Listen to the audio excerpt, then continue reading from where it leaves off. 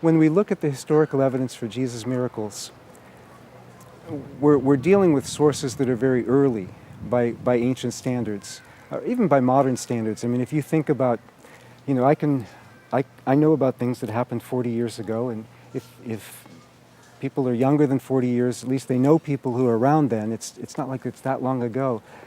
But Paul is writing about Jesus starting a couple decades after Jesus' public ministry. The Gospel of Mark is usually dated about 4 decades later, about 1 generation later.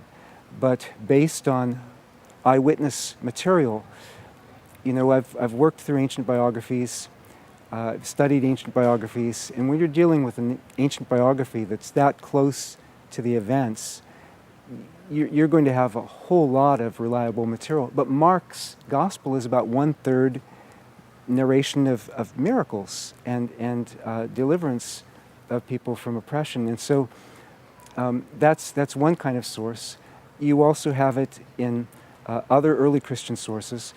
You also have it in Josephus. According to the likeliest interpretation, the most common interpretation that's been argued perhaps most forcefully by Oxford professor Geza Vermish, a Jewish professor. He's now deceased, but he published a good bit on this subject about Josephus' testimony in Antiquities, Book 18. Now, he was not a believer in Jesus as the Messiah, but he reported Jesus as a sage who was a worker of wonders, the same term that Josephus uses for Elisha doing wonders.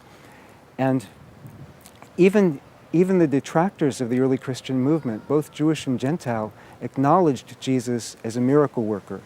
So all the early sources are in agreement on this.